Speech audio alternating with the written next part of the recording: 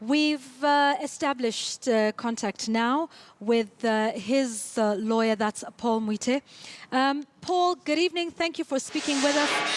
I hope you can hear me now. I would like your reaction to the death of Kenneth Matiba tonight. Yvonne, first and foremost, my thoughts are with his wife, Edith, and of course his entire family. And no compensation, no amount of compensation can adequately reinstate one's health. What comes to my mind with the passing away of the Honorable Kenneth Matiba is his compassion for the poor.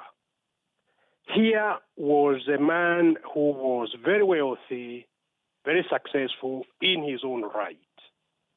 But when you talk to him, his concern was of the less advantaged, those who were poor in society. And he wanted a Kenya where no one would be living in need of food, in need of shelter, in need of anything. Wealthy man caring for the poor. That's why he entered into the struggle for the second liberation. It is a fact that he suffered the stroke in Kamite prison. I was seeing him from time to time in various prisons. His then doctor, the late Dr. Nesbitt, actually predicted to me that Ken would suffer a stroke because of the condition in which he was in, and of course the lack of medical attention. But that is not what one wants to talk about today. We want to give him a dignified burial. His contribution is without equal in the struggle to make Kenya better. And I think the best sort of respect we can accord him is to work towards having the Kenya he had in mind, a Kenya where all of us are living free from want in terms of adequate food, in terms of access to health care, in terms of education, in terms of employment. That is the Kenya that he was struggling for in the second liberation. Yes, and indeed, like you say, no amount of money or compensation would have restored him to what some would say was his original health, or would ever have compensated everything he went through in the fight for the second liberation of this country. But talk to us about that arduous journey. Sadly, Kenneth Matiba died before ever receiving that compensation. You've been his lawyer. Talk to us about how long that journey has been, from the time you instituted these proceedings. I mean, up until just this year when, the award was still being recalculated. Well, Kenneth Matiba, before going into detention, was in fairly robust health. I used to play squash with him at his school here in Hillcrest. As everybody knows, he went to climb Mount Everest. So there cannot be any doubt that his stroke came about because of lack of adequate medical attention. He paid the ultimate price because that is a stroke that has now taken his life. So he paid with his life, he paid with his health, he paid with his wealth, because when he was going in, he was a very wealthy person. These are some of the sacrifices that people make. So even this money that obviously by Kenyan standards is not a small amount of money, but I can tell you from my knowledge of Ken Matiba's wealth, this is a drop in the ocean, if you like. It is the sacrifice. And I can only hope that other Kenyans, instead of just looking after their own personal good, they can focus on public good, on making Kenya good for all of us. There is a saying that there is enough for all of us in Kenya and in the world, but there is not enough to satisfy the greed of a few individuals. Let us focus on being our neighbor's keeper the way that the late Kenneth Matiba was doing.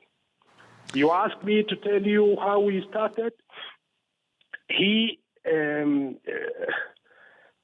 of course, during we knew each other for very, very many years.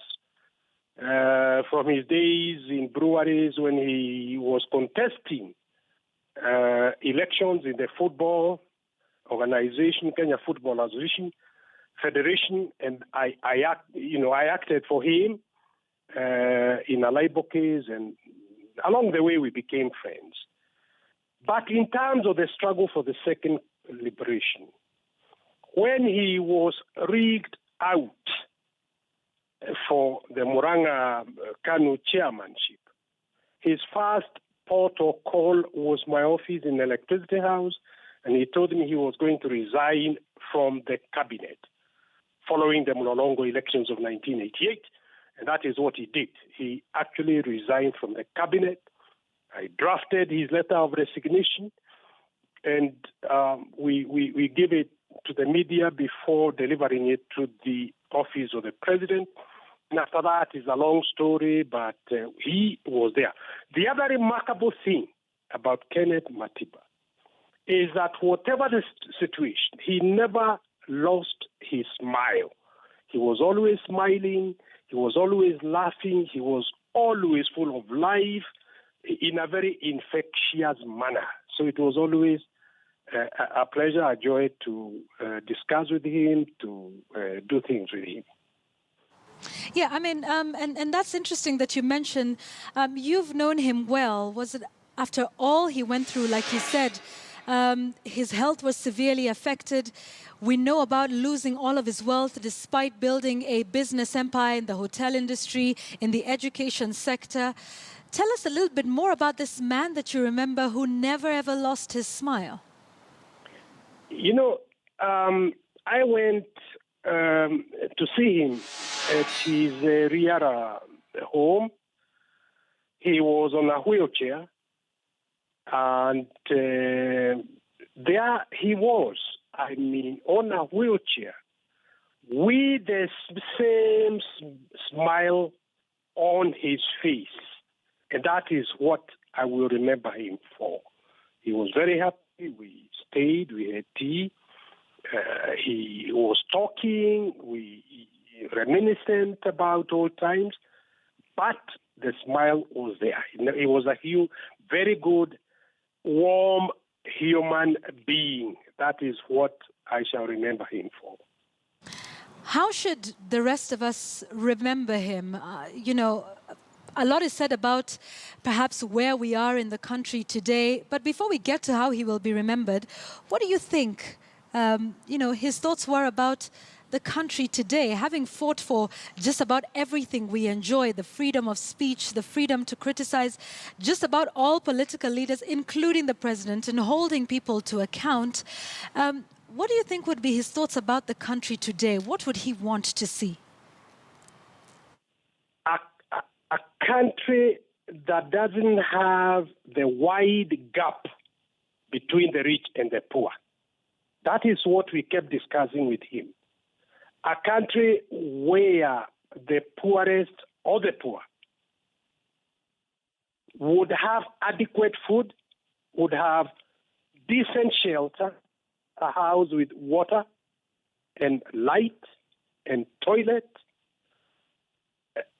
people who would be able to afford education for their children, people who would be able to access quality health care.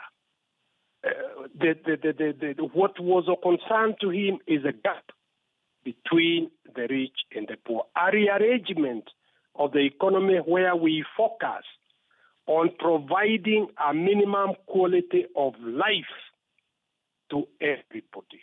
That is what Ken would have wanted to see for this country.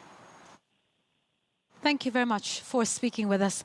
Paul Muite, Senior Counsel, also has been a close friend to Kenneth Stanley Njindo Matiba and has been his lawyer as well for a very long time. We want to take a short break, but I'd like to recap our breaking news tonight, and that is of the death of Kenneth Stanley Njindo Matiba. Died at the age of 85 just about an hour ago at the Karen Hospital after being hospitalized there for the last 3 to 4 weeks. We understand his body is currently being taken to the Lee Funeral Home, a man who was well known in Kenya's fight for its second liberation, and a man who also was of many firsts. At just the age of 48, Kenneth Matiba was the country's youngest indigenous millionaire. He was a man who was famed for going into extensive business interests, and that is in the private sector. He worked in the breweries and also in the hotel industry, establishing Hillcrest Group of Schools. And just to recap for you what Paul Muite has said of him, he said he was a healthy, vibrant man. No doubt the stroke that he suffered while in detention and subsequent denial of medical attention is what has killed